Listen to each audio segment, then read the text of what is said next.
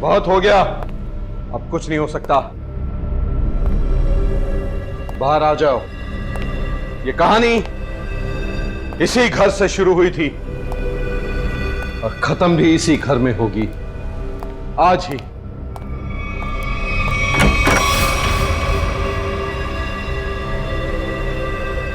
छुपने का कोई फायदा नहीं, बाहर आ जाओ।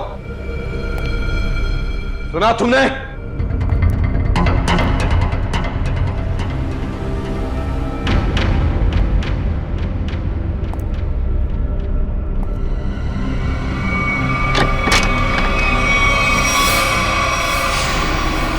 बहुत हो गया नकली रायमा बनने का नाटक। Come on, move.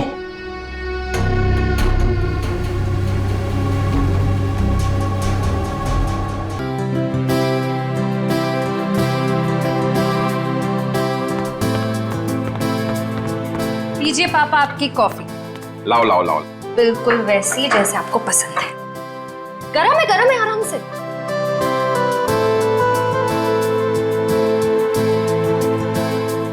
वाओ, मेरी बेटी जैसी कॉफी इस दुनिया में कोई नहीं बना सकता। वो तो है, लेकिन एक जमाने में मैं भी बहुत टेस्टी कॉफी बनाया करती थी। तुम हो ही इतनी टेस्टी। मेरा मतलब है तुम आज भी उतनी टेस्टी कॉफी बनाती हो। आप भी ना बेटी के सामने कुछ भी बोल रहे हो। क्यों, क्या हुआ? श्रेया बेटा, तुम्हें कोई प्रॉब्लम है? नहीं पापा, मुझे कोई प्रॉब्लम नहीं है। ये देखो। ना, आप खाइए, मैं देखती हूँ।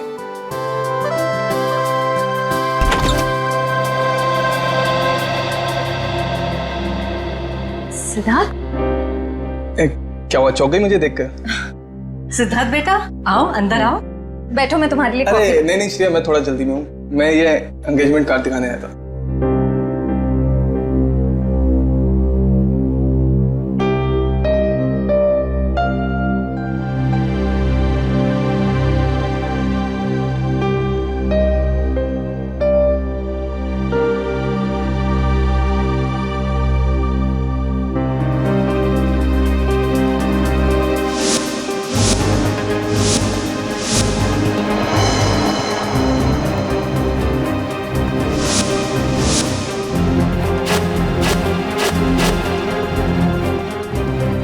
कैसा लगा डिजाइन? कार्ड पसंद नहीं आया? कोई बात नहीं, दूसरा बनवा लेंगे। नहीं, कार्ड अच्छा है।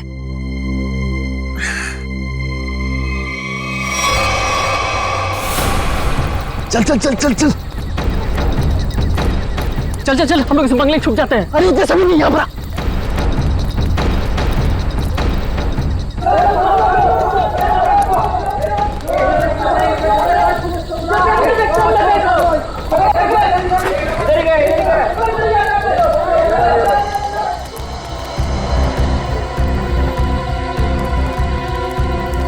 चल चल निकलते हैं यहाँ से। अरे रुक रुक रुक, हम लोग सारा सोना यहीं पे गाड़ देते हैं जमीन में। अबे तेरा दिमाग खराब हो गया है? मोहल्ले के लोगों ने हमारा चेहरा देख लिया है और अगर कल हम यहाँ दोबारा आए तो यहाँ पकड़े जाएंगे, खतरे में पड़ जाएंगे। हम लोग सोना लेकर बाहर नहीं जा सकते हैं, सारे लोग घूम रहे हैं। और तू खतरों से कब से डरने लगा? खतरों से नहीं, तेरी बेवकूफियों से डर रहा हूँ। देखना एक दिन तेरी सारी बेवकूफियां हमें ले डूबेंगी, समझा? तू बेवकूफ किसे बोला?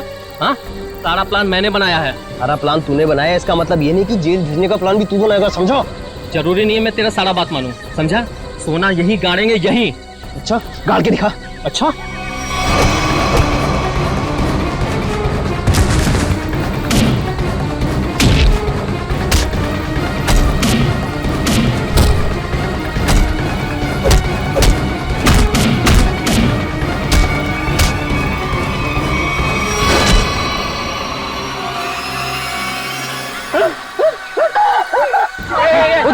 उधर से आवाज है। चल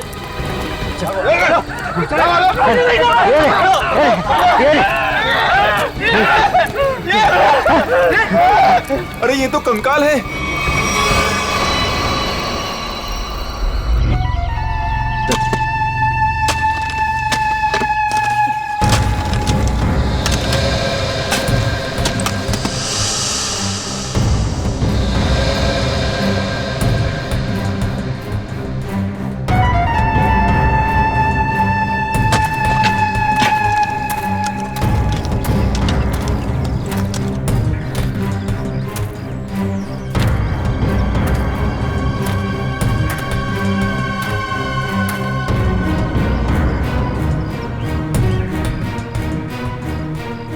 कैसा दिमाग होता है इन मुजरिमों का। खून करके मन नहीं भरा तो डिजाइन बना दी हड्डियों की। सचिन, तुम दोनों एक काम करो, घर के अंदर से अच्छी तरह से तलाशी ले लो, देखो कुछ ना कुछ मिलता है क्या। हा? बॉस ये देखो, उस सिर पे रहने ये डिजाइन हाथ और पैर की हड्डियों से बना है। ये देखो, ये पैर की हड्डी और ये हाथ की हड्डी। टांगों की हड्डियां अलग अलग लोगों की है? हाँ तारिका, अलग अलग इंसानों की है। बस मुझे लगता है कम से कम 2 लोगों का तो खून हुआ है यहाँ पर। सर। हाँ हाँ विक्रम। सर ये बाकी की हड्डियां मिल गई है, इन्हें यहाँ पे दफना के रखा गया था। एक एक हड्डी संभाल के उठाओ, हैं? एक एक हड्डी। ये देखो, तुम जरा देखो, घर के अंदर कहीं खून के निशान मिलते हैं क्या?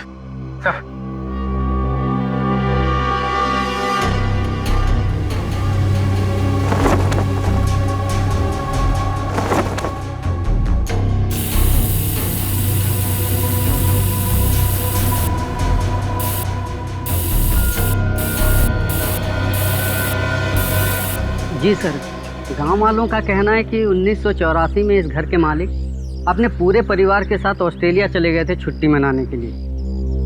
कुछ दिनों बाद उनकी मौत की खबर आई वहां से। पूरी फैमिली समुंदर में डूब गई। अच्छा एक बात बताइए, ये इनकी मौत के बाद कोई घर का ख्याल वाल रखने नहीं आया था? नहीं सर, दोस्तों और रिश्तेदारों को लगता था कि इस घर में कुछ आत्माएं। आत्मा? अच्छा, आप लोगों ने यहाँ पे आत्मा देखी है क्या? जी सर, कुछ परछाइयाँ दिखती रहती हैं अक्सर। हाँ, और कुछ ऐसी भयानक सी आवाजें भी आती है सर। हाँ? कैसी भयानक सी आवाजें? सर, कभी किसी के चीखने की आवाज, कभी किसी के रोने की आवाज आती है।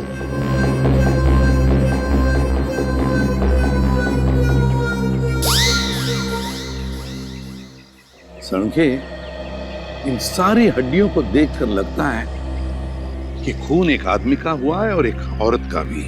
ये देखना, पेल्विक गर्ड, एक पेल्विक गर्डल किसी औरत की है।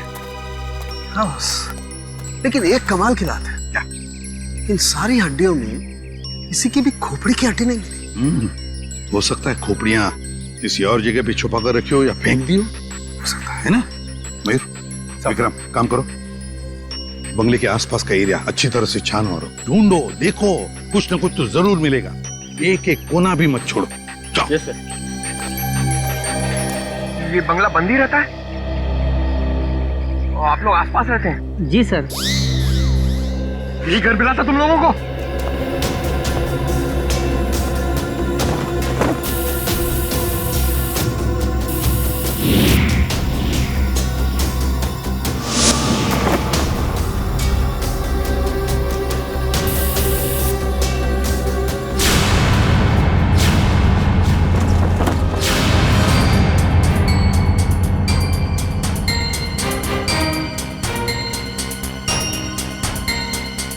सूखा हुआ खून? सर, ये टेप रिकॉर्डर और ये प्रोजेक्टर मिला है। टेप रिकॉर्डर और प्रोजेक्टर और ये सूखा हुआ खून,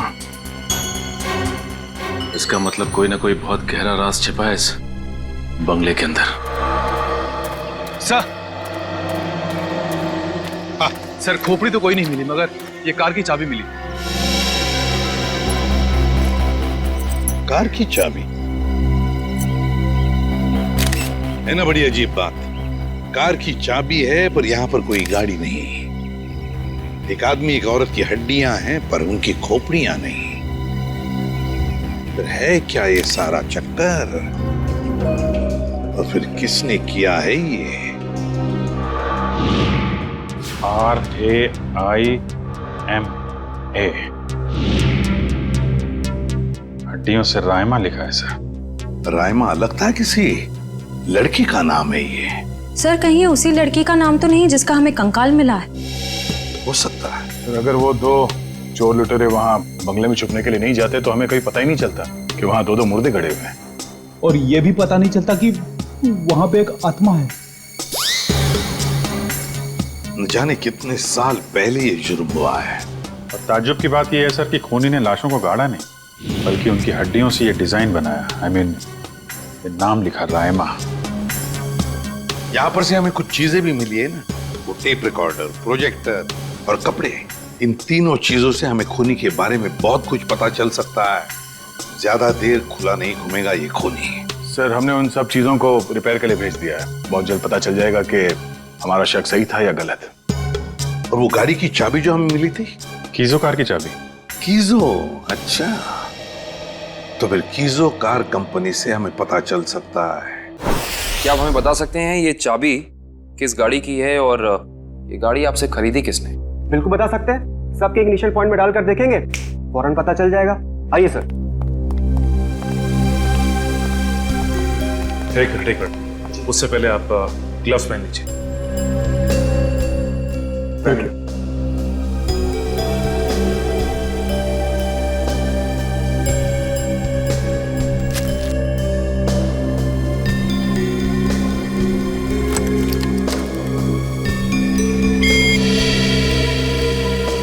नहीं सर।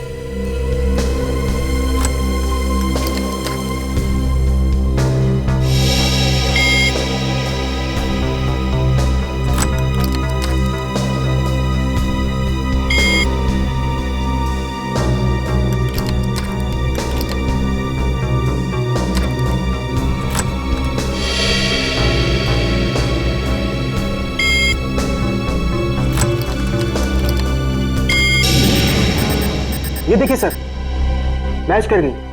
सर ये 2009 की कीजो एफएक्स मॉडल है और हमने इसे बनवाना बंद कर दिया है। कीजो एफएक्स 2009 मॉडल। आपके किसी कस्टमर ने कोई रिक्वेस्ट की थी ऐसी चाबी की डुप्लीकेट चाबी बनवाने की? ये पता करने में तो बहुत वक्त लग जाएगा। तो ठीक है, आप पता कीजिए। तब तक हम ये पता करते हैं कि 2009 के कीजो एफएक्स मॉडल की कितनी गाड़ियां चोरी हुई थी। मिलिंद जी। जी सर। कुछ हो रहा है कि नहीं? सर मैं कोशिश तो कर रहा हूं सर।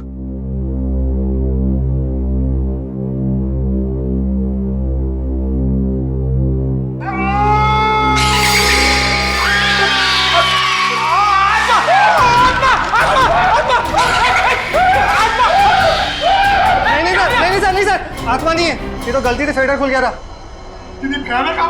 हाँ, ये वही रिकॉर्डर है जो आप लोग लेके आए थे, उसी में से आवाज आ रही थी।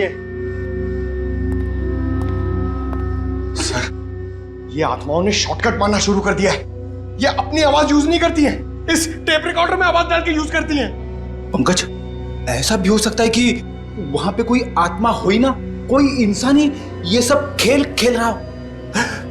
मिलिंद जी। जी सर। आपको इस प्रोजेक्टर से क्या फुटेज मिला? हाँ सर, एक मिनट।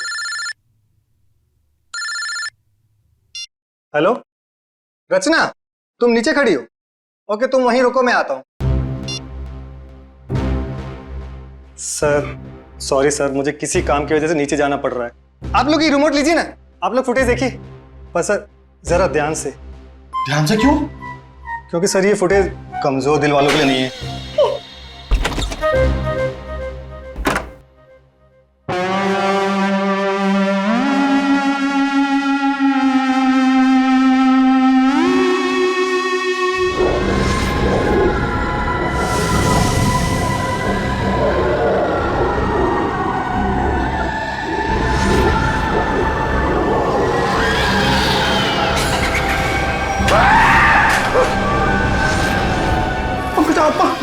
पंकज, पंकज नंबर 13 की आत्मा यहाँ आ गई।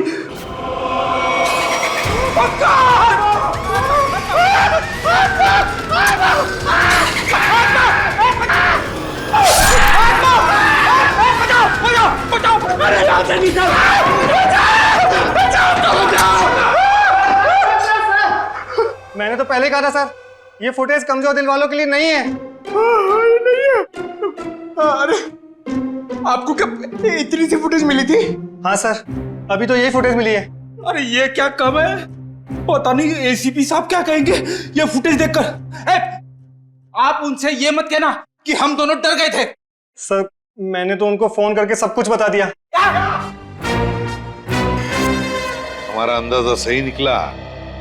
ये खूनी इस प्रोजेक्टर के जरिए किसी को डरा रहा था, आत्मा बनकर। सर हो सकता है कि इस फुटेज का उन मुर्दों के साथ कोई लेना देना ही ना हो। I mean, लोगों में ये अफवाह फैली है कि इस बंगले में आत्मा है, तो हो सकता है कि ये पूरी फुटेज किसी ने किसी के साथ मजाक करने के लिए बनाई हो। नहीं श्रेया नहीं, इन दोनों चीजों का जरूर एक दूसरे से कोई ना कोई संबंध है। ये डरावनी फुटेज उस खूनी के विकृत दिमाग में से ही निकली है।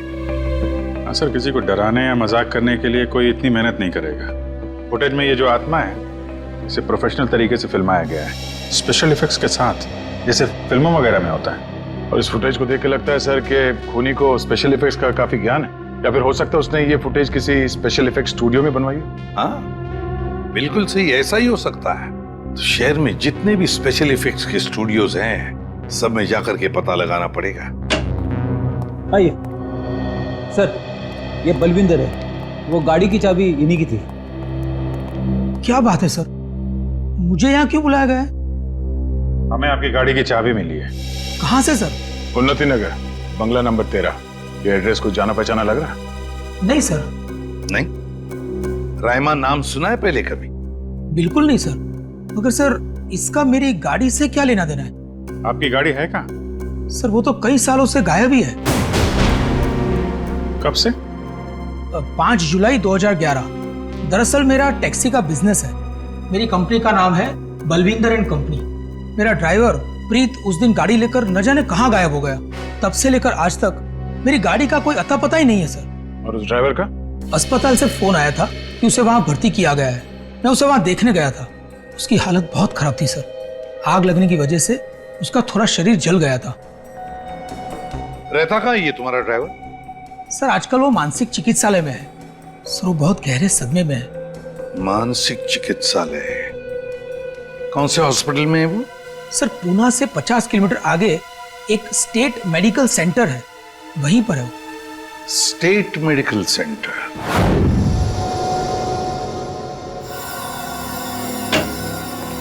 हाँ तारिका जी, कुछ बात बनी? सर चेक कर रहे हैं ना, कुछ ना कुछ तो पता चल ही जाएगा। भाई साहब, मैं दिखाई नहीं दिया आपको? दिखाई? अरे सर आप तो सपने में भी दिखाई देते हैं। हाँ सर, आज सुबह ही सपना देख रहा था। जैसे ही मैं फॉरेंसिक लैब में आता हूँ, आप इस केस के बारे में कुछ ऐसी बातें बताते हैं कि शाम तक खूनी पकड़ा गया। विजीत, तुमने सपना देखा? जी सर। और सपने में मुझे देखा? जी सर। तुमने सपने में तारिका जी को देखा होगा? जी सर। नहीं सॉरी सर, क्या कह रहे हैं सर आप भी? तो बताइए डॉक्टर साहब, इन कंकालों ने अपनी आप बीती बताई? हाँ, थोड़ी बहुत बातें पता चली है भैया।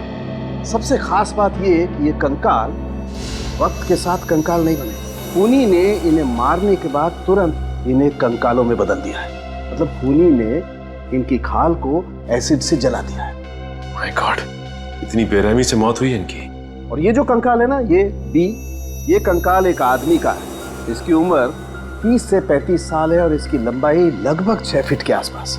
और ये जो हाथ पे उंगलियों में आपने निशान लगा रखा है, ये क्या है? हाँ, दरअसल इसकी उंगलियों में, इसकी कलाई पे मुझे बहुत कुछ टूट फूट दिखाई दी। मतलब ये आदमी अपने हाथों का बहुत ज्यादा इस्तेमाल करता हो। शायद ये किसी ऐसे प्रोफेशन में होगा जहाँ हाथों का काफी इस्तेमाल होता है, या तो कोई मजदूर या फिर कोई आर्टिस्ट।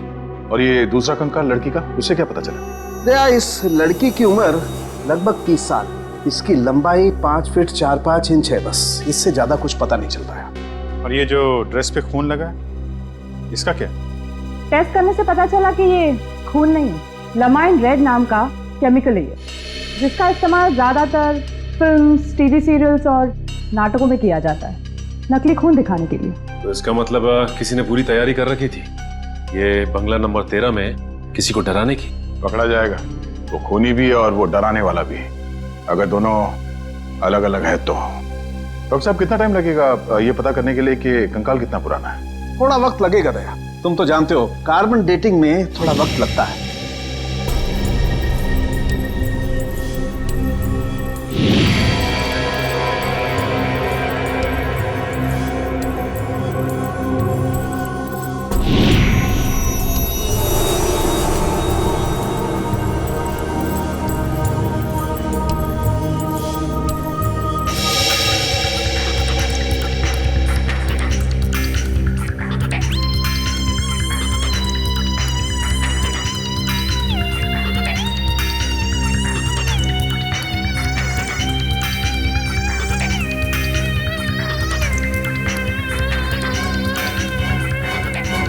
गुड। अब गणित शुरू हो गई है। अब पता लग जाएगा दरअसल इन लोगों की मौत कब हुई थी। सर मुझे लगता है इन दोनों को एक साथ ही मारा होगा।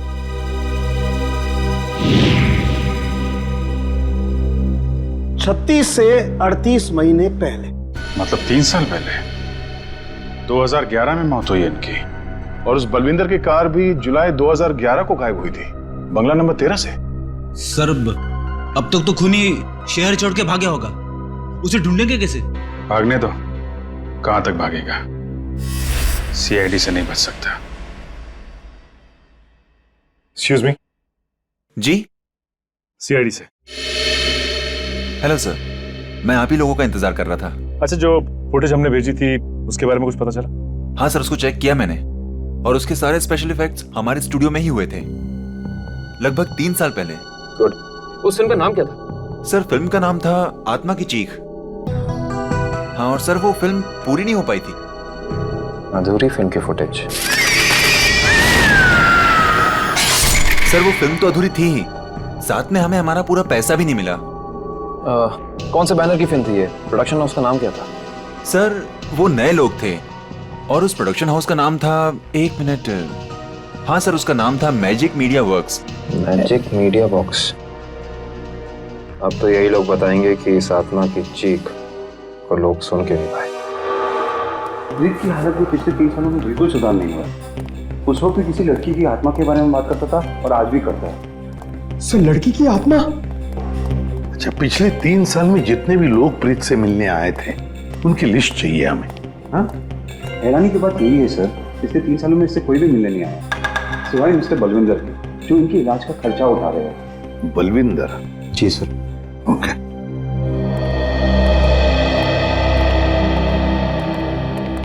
प्रीत, ये सीआईडी ऑफिसर्स है, ये तुमसे कुछ बात करना चाहते हैं। सीआईडी? ये सीआईडी क्या होता है? सीआईडी का मतलब है दोस्त। और प्रीत, दोस्त किसे कहते हैं? जो अपना सुख दुख दूसरे दोस्त के साथ बांटता है ना? और हम सब तुम्हारे दोस्त हैं, तो अब तुम हमसे तुम्हारे सुख दुख बांटोगे ना? ठीक है दोस्त। देखो प्रीत, अब मैं तुमसे कुछ कहूंगा, कुछ पूछूंगा, इन सब चीजों का बड़े शांत दिमाग से मुझे जवाब देना। याद करो, जुलाई महीना 2011, तुम उस रात बंगला नंबर 13 में गए थे 2 लोगों को लेकर। हाँ, 2011 बंगला नंबर 13। बंगला नंबर 13, क्या हुआ था वहां पर? तुम लोग मेरे दोस्त नहीं हो, तुम लोग मेरे दोस्त नहीं हो। राइमा ने भेजा है ना तुम लोग को मुझे मारने के लिए? राइमा ने भेजा है ना? नहीं, राइमा ने नहीं भेजा है। हम लोग दोस्त हैं तुम्हारे। हाँ पक्का? बिल्कुल पक्का, राइमा ने नहीं भेजा है हमें। अब बताओ क्या हुआ था उस रात उस बंगले में? बंगला नंबर 13। एक आदमी और औरत ने पैसे दिए थे मुझे उन्हें वहां ले जाने के लिए। ये क्या? राइमा चीख रही है, राइमा चीख रही है, मुझे मार देगी, मुझसे बदला लेना चाहती है। राइमा तुम्हारे पीछे है। ये बात करने की स्थिति में नहीं है अभी। आई एम सॉरी डॉक्टर साहब, 2 मिनट और। सॉरी, मैं आपके केस के लिए मैं अपने पेशेंट की जान खतरे में नहीं डाल सकता। Please cooperate. ठीक है। मुझे मार देगी, मुझसे बदला लेना चाहती है। अभिजीत, एक बात तो पक्की है कि उस रात प्रीत बंगला नंबर 13 में एक आदमी और एक औरत को लेकर गया था, और हमें जो कंकाल मिले हो शायद उसी आदमी और उस औरत के हो। हाँ सर, ये आत्मा वाला ड्रामा करके उनको डराया, मार डाला, फिर सर अलग कर दिया ताकि पहचान ना हो सके। सर, ये प्रीत बार बार राइमा आ रही है ऐसा क्यों बोल रहा है? कहीं राइमा जिंदा तो नहीं? इस बात का तो पता लगाना ही पड़ेगा कि प्रीत की बातों में कितनी सच्चाई है और कितना भ्रम। लेकिन एक बात तो पक्की है, इस राइमा का इस केस के साथ कोई ना कोई संबंध जरूर है। इस राइमा की कुंडली निकालो। राइमा।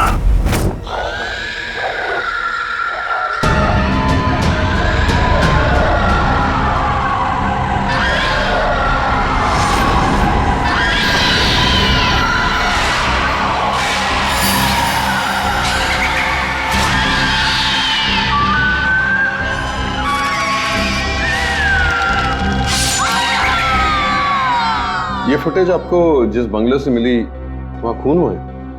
जी हाँ, दो खून। वैसे ये फिल्म की फुटेज आपकी है ना? जी हाँ, क्या बताऊं सर, बड़ी ही मनहूस फिल्म थी। 10 सीन ही शूट किए थे, फिर फिल्म बंद हो गई। और बंद होने के बाद इस फिल्म के सारे राइट्स मैजिक मीडिया बॉक्स के पास आ गए, if I am not wrong, है ना मिस्टर आलोक? अब इस तरह के फुटेज तो हमारे पास काफी पड़े रहते हैं। अब पता नहीं ये फुटेज उसके हाथ कैसे लग गए। मतलब आप भी मानते हैं कि ये फुटेज गलत हाथों में लग गए, जिसका उसने गलत फायदा उठाया और दो खून किए? शायद कोई बाहर वाला होगा। लेकिन आपको ऐसा नहीं लगता कि कोई अंदर वाला भी हो सकता है? क्योंकि ऐसा काम करने के लिए अंदर वाले के लिए थोड़ी आसानी ज्यादा होती है। वैसे इस फिल्म पे आप लोग क्या क्या काम कर रहे थे? सुनील राइटर था, आलोक डायरेक्टर और मृणाल कॉस्ट्यूम डिजाइनर। और आप प्रोड्यूसर, राइट? जी। आप में से कोई राइमा को जानता है? राइमा हमारे फिल्म की हीरोइन थी। सर, आप कैसे जानते हैं राइमा के बारे में? आप एक काम कीजिए मिस्टर आलोक, आप अपनी फिल्म की हीरोइन राइमा को यहाँ बुला लीजिए। वो एक्चुअली कई साल पहले राइमा एक हादसे में आग में जलकर मर गई। मर गई? अच्छा, राइमा की कोई तस्वीर या फोटो? मृणाल, फोटो ले आओ। जी सर। एक मिनट, अभी आपने कहा कि वो जल के मर गई, लेकिन कैसे? ज्यादा कुछ तो पता नहीं है, क्योंकि उसके और हमारे बीच तनाव हो गया था। और वो क्यों? वो एक्चुअली हम राइमा को अपनी फिल्म में हीरोइन लेना चाह रहे थे, पर बाद में हमने अपना इरादा बदल लिया और स्मृति को हीरोइन ले लिया और राइमा हो गई साइड एक्ट्रेस। तुम मेरी जगह ये छिपकली को हीरोइन बनाना चाहते हो? तुम्हारा दिमाग खराब हो गया है? राइमा, तमीज से बात करो। मैंने तुमसे कहा ना, अगली फिल्म में तुम्हें हीरोइन बनाऊंगा। इस फिल्म के किरदार के लिए तुमसे बेहतर स्मृति। अच्छा, तो ये बात पहले क्यों नहीं सोची जब मुझे फाइनल किया था? ये फिल्म इंडस्ट्री है राइमा, यहाँ किसकी किस्मत कब यू टर्न मार जाए कोई नहीं कह सकता। ये फिल्म मेरी किस्मत में थी, मुझे मिल गई। इंतजार करो, सिर्फ इंतजार। एक दिन तुम्हारी जिंदगी ऐसी दिशा में चली जाएगी जिसका अंत गहरी खाई में होगा, समझे तुम? क्या तुम मुझे धमकी दे रही हो? धमकी ही समझ लेना। राइमा रुको, राइमा। सूरज गया था राइमा को मनाने के लिए, लेकिन कोई फायदा नहीं। एक हफ्ते बाद खबर आई कि एमजे स्टूडियो में आग लगी है और राइमा की मौत हो गई। मुझे अफसोस है, अगर राइमा हमारी फिल्म की हीरोइन होती तो शायद ये दुर्घटना ना होती और आज वो जिंदा होती। आलोक जी, आप एक काम कीजिए, आप अपनी फिल्म की नई हीरोइन स्मृति उनको यहाँ बुलाइए जरा। मैंने उसे कॉल किया था, उसका फोन लगा नहीं, और आर्ट डायरेक्टर विराज का भी वो फोन डेट बता रहा था। विराज और स्मृति से मिलना पड़ेगा। सर, ये रहे फोटो।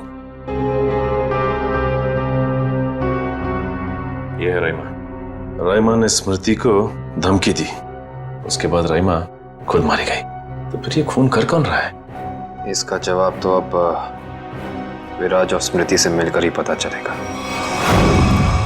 मैंने पता किया, ये विराज और स्मृति इस ब्लू रोज प्रोडक्शन हाउस में काम कर चुके हैं। गुड निकल, इससे पूछते हैं। अरे सुनिए भाई साहब जी, ये विराज शंकर है, आर्ट डायरेक्टर है, काफी टीवी में और फिल्मों में सेट लगाए हैं इन्होंने। इन्हें पहचानते हैं आप? नहीं सर, मुझे नहीं मालूम। जी, आगे पूछते हैं। एक्सक्यूज मी, हम लोग सीआईडी से। जी, आप विराज शंकर को जानते हैं? विराज शंकर? हाँ सर, मैं जानता हूँ। वो बेचारे बहुत कर्जे में थे, पर फिर पता नहीं क्या हुआ उनका। उनका कोई एड्रेस, कोई पता? सर, इस बारे में कुछ ज्यादा तो पता नहीं है, लेकिन उनको ऑफिस कहीं अंधेरी में है। अच्छा, ये फोटो को ध्यान से देखिए। स्मृति ये फिल्मों में काम करती है, पहचानते हैं आप इन्हें? जी हाँ, इनकी बंद फिल्म के बाद इनको कोई प्रोड्यूसर फिर से रिलॉन्च करना चाहते थे, लेकिन सर ये पता नहीं क्यों बदकिस्मती से ये 2011 में अमेरिका चली गई और उसके बाद फिर लौट के आए हैं। ये स्मृति का कोई अता पता जहाँ हम उनसे मिल सकते हैं? हमें तो नहीं पता, पर उस एजेंसी पर उसका पुराना एड्रेस होगा जहाँ पर उन्होंने चमकार वॉशिंग पाउडर का विज्ञापन किया था। ठीक, थैंक यू। ज्यादा एजेंसी से स्मृति के घर का पता निकलवाते हैं।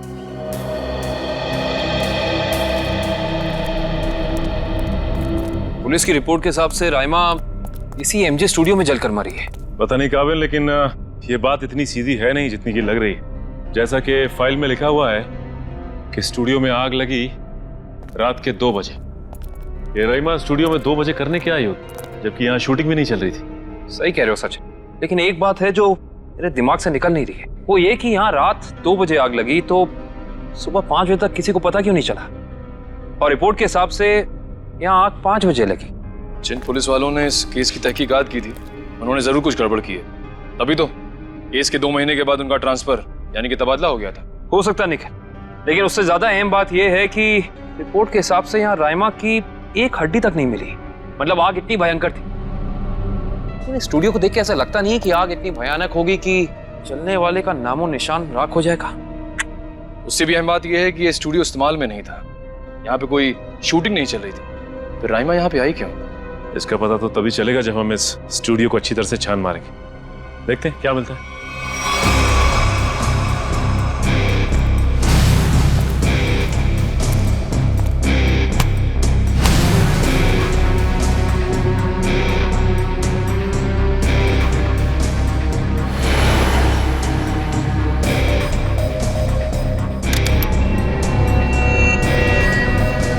ये देखो, जली हुई गन।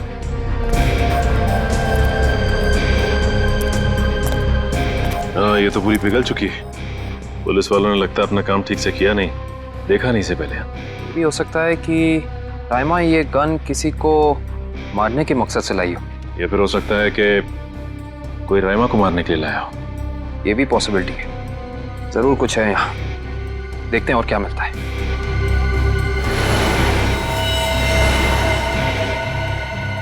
सर, कंकाल। एक मिनट, देखिए जरा संभाल संभाल। करण, शीट ला।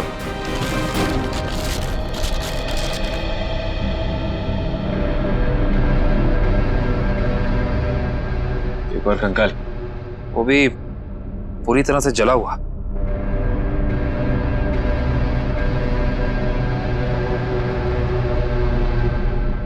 बॉस, इसकी पेल्विक गर्डल से पता लगता है कि ये कंकाल किसी लड़की का है। सर, कहीं ये कंकाल राइमा का तो नहीं है?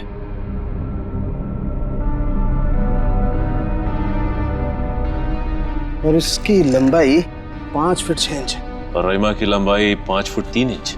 इससे साफ पता चलता है कि ये कंकाल राइमा का नहीं बल्कि किसी और का है।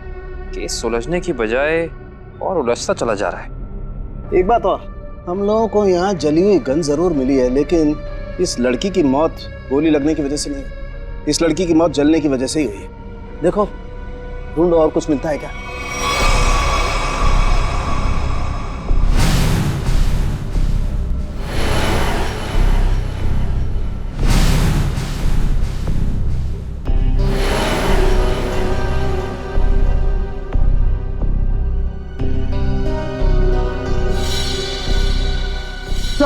सर ये देखिए सर, बाल बाल।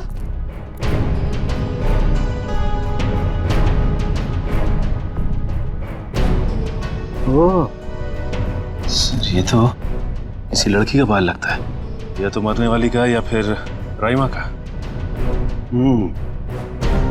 ये किसका बाल है ये तो डीएनए के बाद ही पता चलेगा। सर, ये अरुण है, विराज जी के वर्कशॉप के इंचार्ज। जी, आपको कुछ बनवाना था? जी हाँ, हथकड़ी बनवानी है। हथकड़ी? मैं कुछ समझा नहीं। हाँ, अपनी बनाई हुई हथकड़ी खुद अपने हाथों में पहनेंगे तो थोड़ा दुख कम होगा। अब समझ में आया, इतने सालों के बाद ख्याल आया आपको कर्ज के रूप में होगा। कर्ज के रूप में? हाँ, इसीलिए तो आप उन्हें ढूंढ रहे हैं, क्योंकि वो लोगों से लिया हुआ कर्ज वापस नहीं कर पाए। नहीं मैडम, हमारा यहाँ आने का मकसद कुछ और है। विराज को बुलाई, कहाँ है वो? ये तो कोई भी नहीं जानता। कर्जदारों से परेशान होकर आज से 3 साल पहले जुलाई 2011 में न जाने कहाँ गायब हो गए। जुलाई 2011? सर, 5 जुलाई 2011।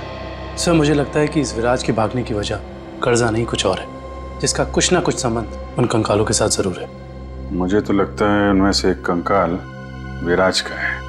याद है सारुण के साहब ने कहा था आदमी वाला कंकाल किसी मजदूर या आर्टिस्ट का है जिसने जिंदगी भर अपने हाथों से बहुत काम लिया है। और हो सकता है सर शायद वो दूसरा कंकाल स्मृति का हो।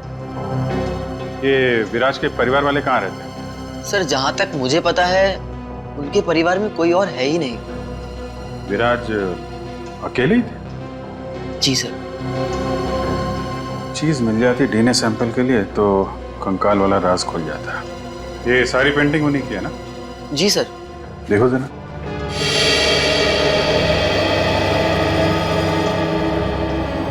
सर थंबप्रिंट ये विराज का है? जी हाँ सर, और ये थंबप्रिंट ही नहीं, ये पूरी पेंटिंग सर ने अपनी उंगलियों से बनाई है। Finger painting? इतना तो काफी है डीएनए टेस्टिंग के लिए। आप लोग? हम लोग सीआईडी से। अच्छा अच्छा, आइए आइए, आप ही ने फोन किया था ना? जी हाँ। दरअसल बात यह है कि हम स्मृति के बारे में आपसे कुछ पूछताछ करना चाहते हैं। पूछिए ना, क्या पूछना चाहते हैं आप? क्या आप बता सकती हैं कि स्मृति का आपके अलावा इस दुनिया में और कोई भी नहीं है? नहीं, उसके माँ बाप बचपन में ही गुजर गए। अब बची है तो ये बूढ़ी दादी, बहुत ही प्यार से पाला है मैंने उसे। ये स्मृति अचानक अपना फिल्मी करियर छोड़कर अमेरिका क्यों चली गई? वो कभी किसी को कुछ नहीं बताती थी, हमेशा अपना मन का करती थी। उस दिन भी उसके मैनेजर का फोन आया, कह रहा था कि मैडम किसी विज्ञापन की शूटिंग के लिए अमेरिका जा रही है। उसके मैनेजर से मैंने पूछा कि कब वापस आएगी वो, तो उसने कहा 3-4 दिनों में। लेकिन पूरे 3 साल हो गए, अब तक उसका कुछ पता नहीं, कुछ पता नहीं। कब की बात है ये, कुछ याद है आपको? कैसे भूल सकती हूँ, 5 जुलाई 2011। सर वो कंकाल भी 3 साल पुराना है सर, कहीं वो। सर कम से कम इतना तो पता कर दो, मेरी बच्ची के साथ हुआ क्या? कहीं वो इस दुनिया में है भी या नहीं? जब तक इस राज का बोझ मेरे दिल पर रहेगा, मैं इतना चैन से जी पाऊंगी न मर पाऊंगी। देखिए, मैं आपसे वादा करता हूं कि सच क्या है इसका हम पता लगा लेंगे। प्लीज आप अपना ख्याल रखिए, ठीक है?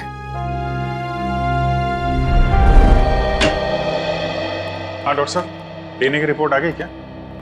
हाँ, पेंटिंग पर जो सूखा हुआ सलाइवा मिला था, वो सलाइवा ये बताता है कि वो आदमी वाला कंकाल विराज का ही है। और हमने स्मृति की दादी का भी डीएनए टेस्ट करवाया, जिससे पक्का हो गया कि बंगलो नंबर 13 में जो कंकाल मिला था वो स्मृति का है। इसका अंदाजा तो हमें हो ही गया था। अब इस केस में हमें आगे ले जाएगा ये तीसरा कंकाल जो एमजे स्टूडियो में जला हुआ मिला था। इस कंकाल से कुछ पता चला? हाँ, इस जली हुई लड़की का कंकाल विराज के कंकाल और स्मृति के कंकाल दोनों से ज्यादा पुराना है। और ऐसा लगता है कि इस लड़की को सिगरेट पीने और तंबाकू खाने की बुरी आदत थी, क्योंकि इसके जबड़ों से हमें तंबाकू के अंश मिले। और वो बाल इसी जली हुई लड़की के? नहीं, वो बाल ना तो इस जली हुई लड़की का है, ना ही स्मृति का है। सर कहीं ये बाल रायमा का तो नहीं है? सर इस केस की सुई घूम फिर के रायमा पर आकर अटक गई। पता लगाना पड़ेगा रायमा के साथ आखिर हुआ क्या था। जैसा कि आप देख रहे हैं, सीआईडी ने एक और खूनी को पकड़कर एक बार फिर साबित कर दिया है कि उनके नाक के नीचे से कोई भी मुजरिम बच के निकल नहीं सकता। इस बार पकड़ी गई है बंगलो नंबर 13 में हुए खून की हत्यारी रायमा। एक मिनट प्लीज। सर क्या ये बात सच है कि आप एक बाल के जरिए रायमा तक पहुंच गए?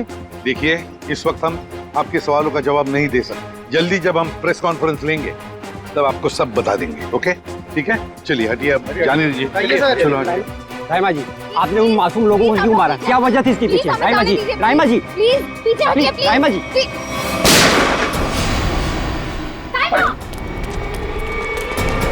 पकड़ो उसे। अब खूनी पकड़ेगा इसे।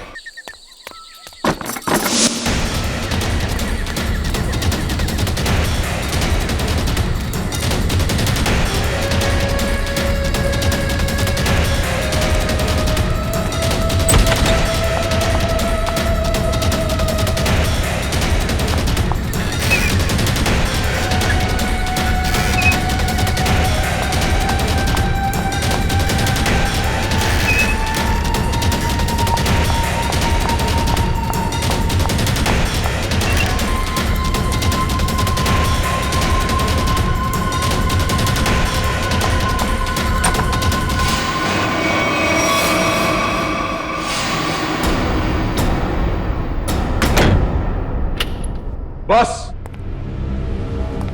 बहुत हो गया। अब कुछ नहीं हो सकता। बाहर आ जाओ। ये कहानी इसी घर से शुरू हुई थी और खत्म भी इसी घर में होगी, आज ही।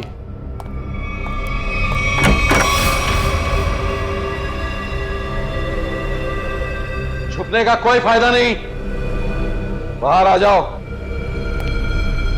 सुना तुमने?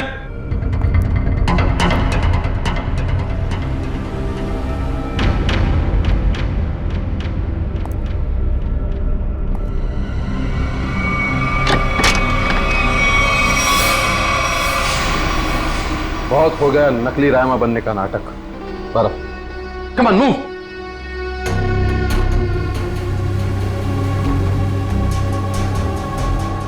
कौन हो तुम?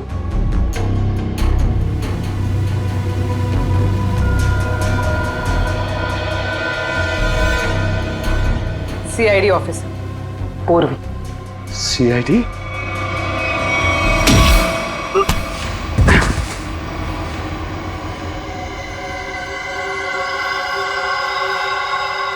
मैं और राइमा एक दूसरे से बहुत प्यार करते थे, इसलिए जब हीरोइन का रोल राइमा की जगह प्रीति को मिला तो तुम्हारे दोनों कानों से धुआं निकलने लगा है? हाँ, हम स्मृति को सबक सिखाना चाहते थे, इसलिए हमने उसके अतीत के बारे में रिसर्च शुरू की। राइमा को पता चला कि एक्ट्रेस बनने से पहले स्मृति ड्रग्स के कारोबार से जुड़ी थी। इसलिए रायमा ने स्मृति को ब्लैकमेल करना शुरू कर दिया। क्यों? स्मृति को लगा कि उसका करियर खत्म होने वाला है, उसके रीलॉन्चिंग के सपने पर पानी फिर जाएगा, इसलिए उसने और उसके बॉयफ्रेंड विराज ने एक किलर को रायमा की सुपारी दी। यह तो अच्छा हुआ कि उस किलर की गोली से रायमा नहीं मरी, बल्कि वो अपराधी खुद उस आग में जलकर मर गई। विराज, स्मृति, कहाँ हो तुम दोनों?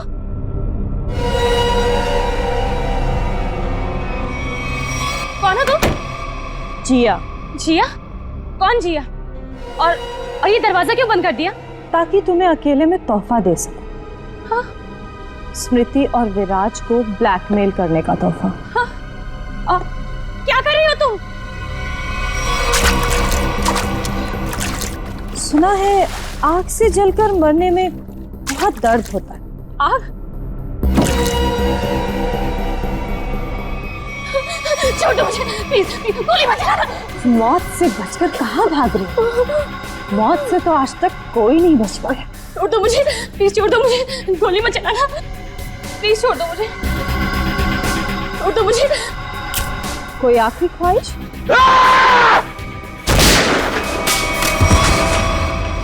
रायमा, रायमा, मैं तुम्हें कुछ नहीं होने दूंगा। मैं तुमसे बहुत प्यार करता हूँ, मैं तुम्हें कुछ नहीं होने दूंगा रायमा। अब तुम दोनों को मुझसे कोई नहीं बचा सकता। सब फाइनल गुड बाय।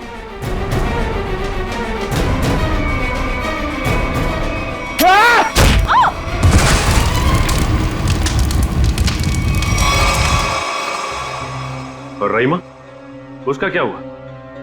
जिंदा लाश बन गई वो।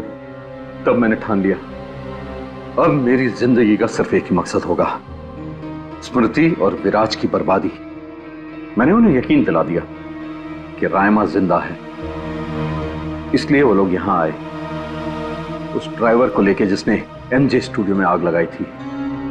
और फिर तुमने उन्हें डराना शुरू कर दिया, उनके दिमाग में यह भ्रम पैदा कर दिया कि यहां पर रायमा की आत्मा अभी भी है, जो उनसे बदला लेना चाहती है। हाँ, और फिर उन्हें मार डाला और उनका सिर काट के अपने साथ ले गए, ताकि अगर कभी उनकी लाश मिलती भी है तो उन्हें कोई पहचान ना सके।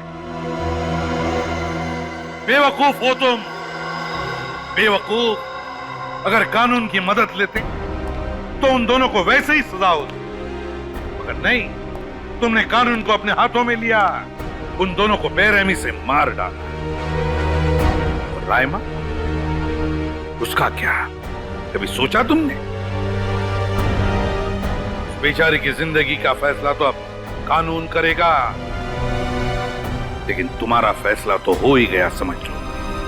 तुम्हें तो फांसी होगी, फांसी। Good morning. Hi. Good morning. अरे ये क्या लेके आई हो? सर ये आप सबके लिए मिठाई है और मेरी एंगेजमेंट के इनविटेशन कार्ड्स हैं।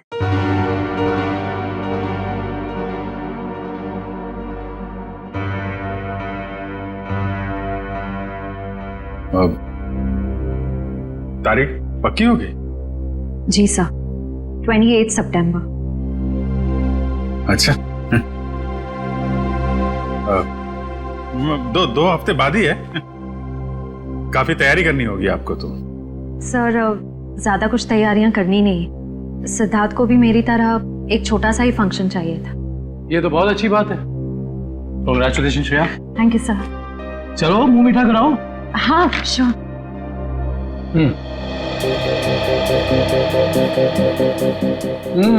ये लड्डू तो बहुत अच्छे हैं। सर आप लोग भी लीजिए ना।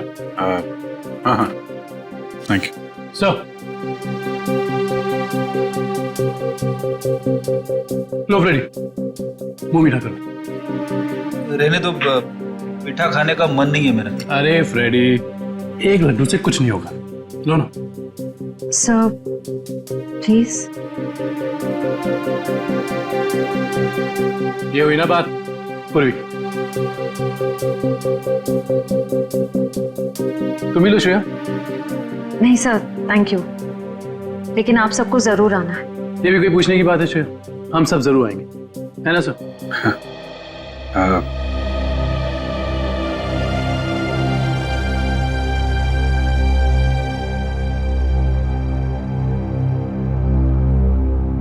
सर आप आएंगे ना?